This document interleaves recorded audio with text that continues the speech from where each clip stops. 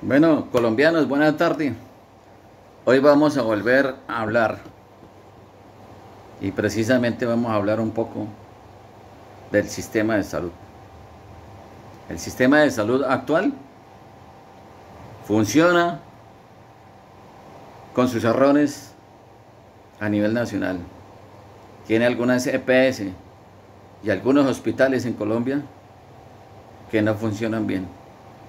Sin embargo, es el que provee el servicio de salud a la mayoría de los colombianos. La pretensión de este gobierno va mucho más allá de reestructurar, de vigilar y controlar las EPS que no funcionan bien. Lo que pretende la ministra Corcho y el presidente Petro es acabar completamente el sistema de salud. Es devolvernos 30 años. Es el planteamiento de devolvernos 30 años ancestralmente. Que si bien es cierto hay creencias de nuestros viejos, de nuestros abuelos, las mismas creencias ancestrales de los pueblos indígenas, son ellos los que tienen que poner en práctica este tipo de medicina tradicional. Pero al país no se le puede imponer un sistema de salud donde hoy por hoy exige los mayores adelantos tecnológicos, las mayores capacidades intelectuales de nuestros médicos colombianos que requerimos para nuestro sistema y que sean bien pagos. No médicos cubanos. En Colombia hay gente suficiente y profesionalmente preparada para asumir los retos de atender al pueblo colombiano, atender las necesidades médicas de todos los colombianos. De tal manera que el planteamiento y el plan que tiene este gobierno no es correcto. Y están afanados, corriendo por los pasillos, se ve a la primera dama. No es correcto que la primera dama esté interviniendo en política. No es correcto que la primera dama esté, al parecer, ofreciendo cargos o que de una u otra manera con su presencia haga presión sobre el Congreso de la República para que se apruebe esta reforma. Una reforma que es nefasta para la salud de los colombianos. Una reforma que no ha asumido las recomendaciones que sectores técnicos y médicos han hecho en este caso. Por cierto, la ministra Corcho es muy buena imponiendo al estilo totalitarista, pero muy mala escuchando, muy mala concertando, muy mala teniendo recomendaciones de muchos sectores médicos del país.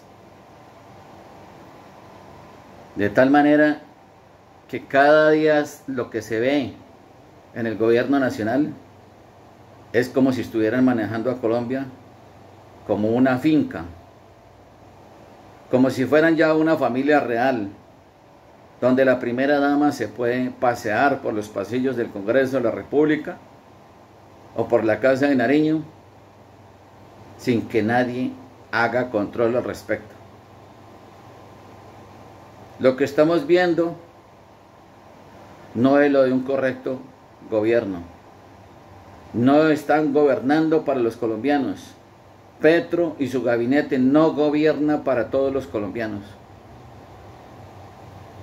Petro, enquilosado y mintiendo en todo momento, parece que el país se le está saliendo de las manos. Como lo decía un documental hace unos días, del Economist de los Estados Unidos, donde en uno de sus titulares dice que nuestro país es un caos completo. Y así nosotros los colombianos que vivimos en esta tierra lo percibimos. Lo que a diario estamos viviendo, lo que a diario presenciamos, es el deterioro completo de la situación económica, de la situación de orden público, de la situación social del país. Hoy por hoy, las disidencias se toman sectores importantes del país.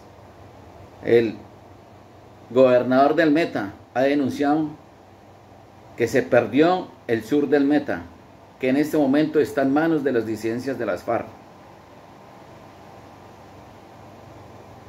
Los mismos miembros de las FARC anuncian a Voz Populi que van a refundar algunos frentes en Cundinamarca.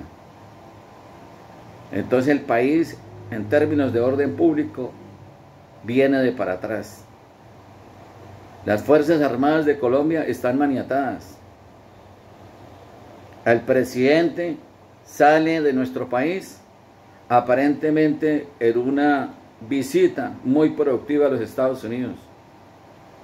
Pero lo que estamos viendo los colombianos es que parece que el presidente de Colombia no es el presidente de Colombia, sino es el canciller del dictador Maduro. Pareciera que fuera el razonero, pareciera que fuera el mensajero de este dictador. No sé por qué el interés de que a la dictadura venezolana le levanten las sanciones. Nos tenemos que preocupar. Petro se tiene que preocupar por el pueblo colombiano. Petro se tiene que preocupar por el bienestar de los colombianos. Petro se tiene que preocupar por la seguridad de los colombianos y por la economía que hoy por hoy va en declive. El planteamiento de acabar con el sistema petrolero es una catástrofe económica en el futuro. No podemos asumir discursos de las grandes potencias cuando nosotros no hemos salido del subdesarrollo. Apenas estábamos iniciando el camino al desarrollo cuando llega este gobierno a hacer decrecer la economía nacional. No podemos asumir responsabilidades que le corresponden a los Estados Unidos, la China y la Europa, que es la que mayores índices de contaminación o mayor incidencia sobre el calentamiento global tienen. Debemos ser aterrizados. Ese tipo de discurso romántico no le queda bien a ninguno de los ministros ni al presidente de la República. La ministra de Agricultura bien dice que la ministra Irene y que el presidente Petro y que este gobierno se equivocan cuando están pretendiendo